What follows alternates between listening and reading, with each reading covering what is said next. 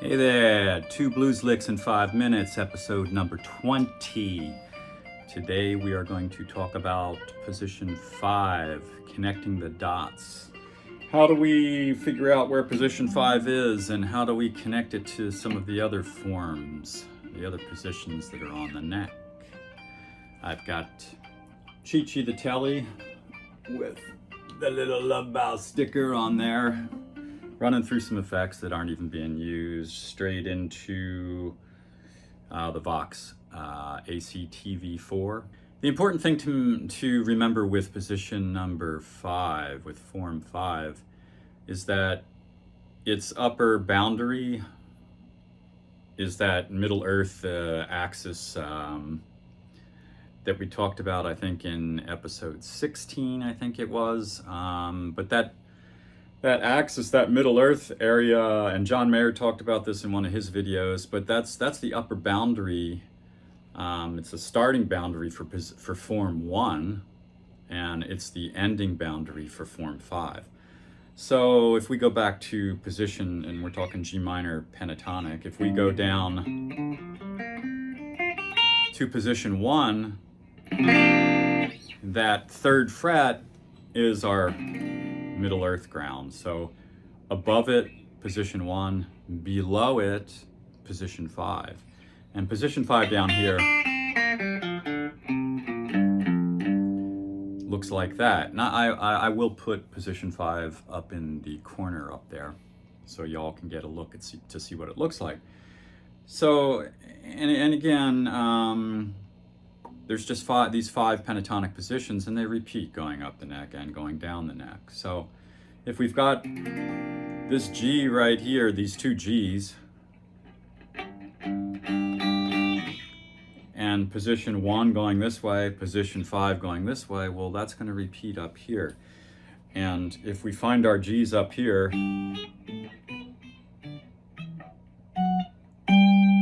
they're right there. That would be the 12, 13, 14, 15th fret. We've got two Gs.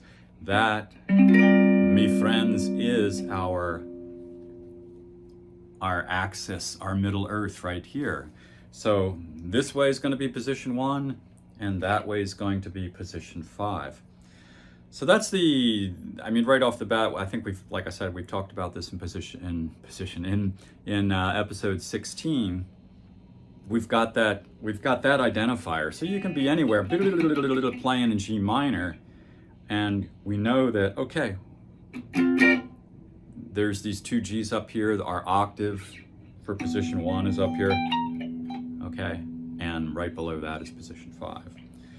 So that's the how do we say? That's the most important thing to remember about position 5 as far as finding it on the fretboard. Now let's go over the opposite direction, looking up the neck, and going back to our rules for the 1, 4, 5 degrees of the scale. We're in G minor. Let's take our 5. Our 5th is going to be D. And remember, we said we've got the big stretches if we are going from a D and a G. So this is in position number 2 down here, working off of position 1. And here's another D. So you can see the big stretches. We've got a D and a G on our 3rd fret. D on the B string and a G on the E string. That rule carries up here. Oh my gosh, this 12th fret is what, an octave? And if you've got an open D here, you've got a higher D right here, okay, on the 12th fret. And look, G string, the octave G. Apply the rule, big stretch.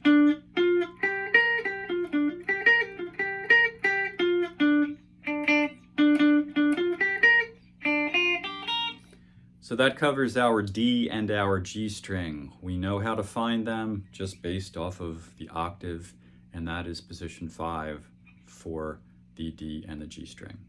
Okay, now let's take a look-see at the other leftover strings. Let's take these high guys. Well, the two high guys, the B and the E string. Well, let's see. I know that this is a C chord, and that 13th fret right there is a C, using this D form. C note, if we go back to, which is our fourth, a C, G, A, B, C is our fourth, and we had this 3-string box down here. Well, let's see, up here, C, and we've got 2/3 of this box. Oops, get that on there. Starting with this high C.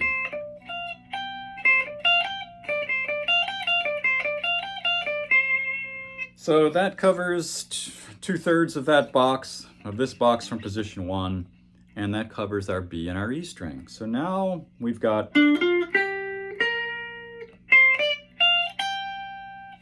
now we're covering 4 strings. We know how to get there looking up the neck. We still, we've got this low E and low A string that we haven't covered. Well, I know the shape. And what are these notes? F to G, B flat to C. Well, that's getting back to this C box right here. It's the top 2/3 of this box. Whoops. It's this F to a G, B flat to C.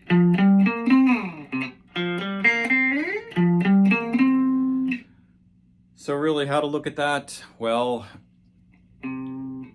we're kind of still reverting back to this 4th degree box, but we're not starting on the C because we've got no C up here on these 2 strings to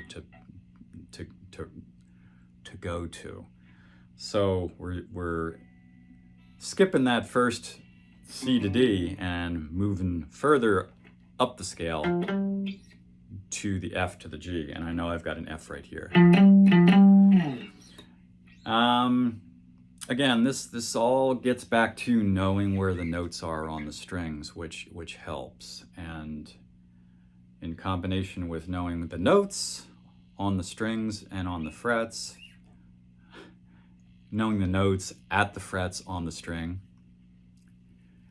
and all of the shapes of all of the boxes and pieces of the boxes that we've gone over, all of the forms. The more you play it, the more you connect these dots, things, you'll start to learn it by rote. In addition to knowing what things are, you'll do it so many times that you will learn it by rote.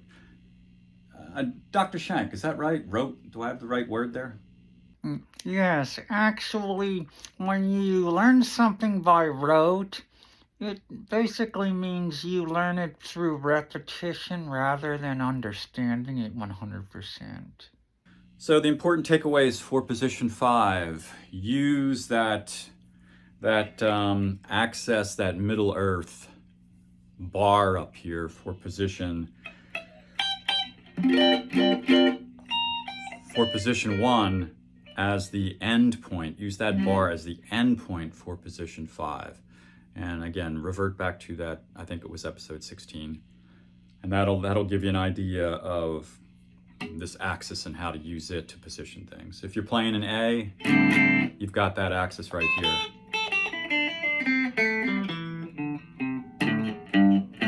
If you're playing in D, you've got that right here for position 1. And you've got it right here as an endpoint for position 5.